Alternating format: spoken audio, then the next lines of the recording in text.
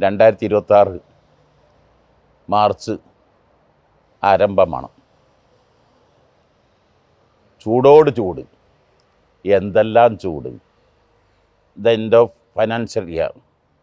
ബിസിനസ്സുകാരെ സംബന്ധിച്ചിടത്തോളം അവരെ കണക്കൊക്കെ ക്ലോസ് ചെയ്യാൻ അവർ നെട്ടോട്ടോടുകയാണ്. അവരെ സാമ്പത്തിക സ്രോതസ്സുകളും അവരെ വരുമാനങ്ങൾ, ചെലവുകൾ എല്ലാം താലിയാക്കുക.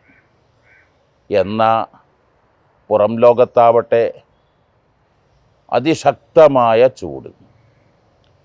അതോടുകൂടെ ഈ ചൂടൊന്നും താങ്ങാൻ കഴിയാത്ത നമ്മുടെ ഭാവി വാഗ്ദാനങ്ങളായ നാളത്തെ നേതാക്കളായ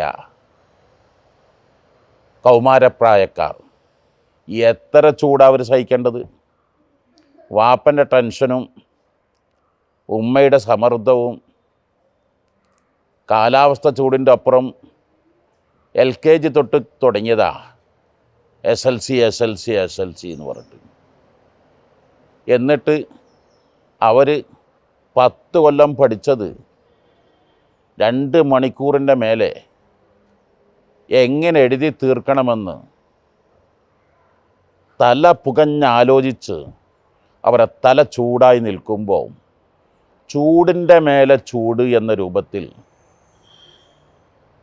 മാതാവും പിതാവും കൂട്ടുകുടുംബങ്ങളും നോക്കിക്കെട്ടടാ. എങ്ങാനും തോറ്റിട്ടുണ്ടെങ്കിൽ ഇങ്ങനെ പല സമ്മർദ്ദങ്ങൾ ഒരിക്കലും ഉണ്ടാവരുത്. എല്ലാ കൂട്ടുകുടുംബങ്ങളും ഇനി ചെയ്യേണ്ടത് തണുപ്പിക്കലാണ് വേണ്ടത്. നല്ല ചൂട് കാലത്ത് ചൂടുവെള്ളം ഒരിക്കലും പ്രതിവിധിയല്ല, തണുത്തുകയുള്ളൂ. നല്ല ഒരു ഗ്ലാസ് തണുത്ത വെള്ളം കൊടുത്താൽ അത് വലിയ ആശ്വാസമായിരിക്കും. ഇനി എല്ലാ രക്ഷിതാക്കളും കൂട്ടുകുടുംബങ്ങളും കുട്ടികൾക്ക്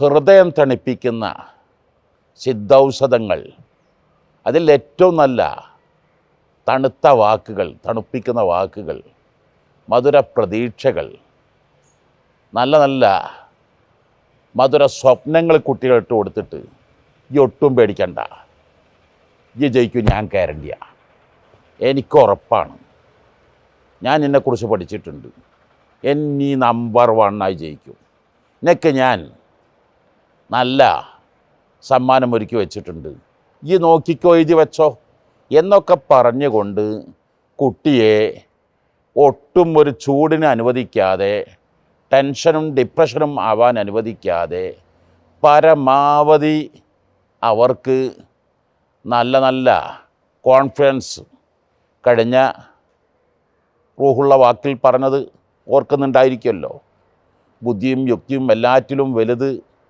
കോൺഫിഡൻസാണ് എന്നത്, പ്രതീക്ഷയാണെന്നത്. ഇനി കുട്ടികൾക്ക് നൽകേണ്ടതെല്ലാം അതായിരിക്കണം. ഒരിക്കലും കുട്ടിയെ മാനസികമായി തളർത്തരുത്, ചൂടുപിടിപ്പിക്കരുത്.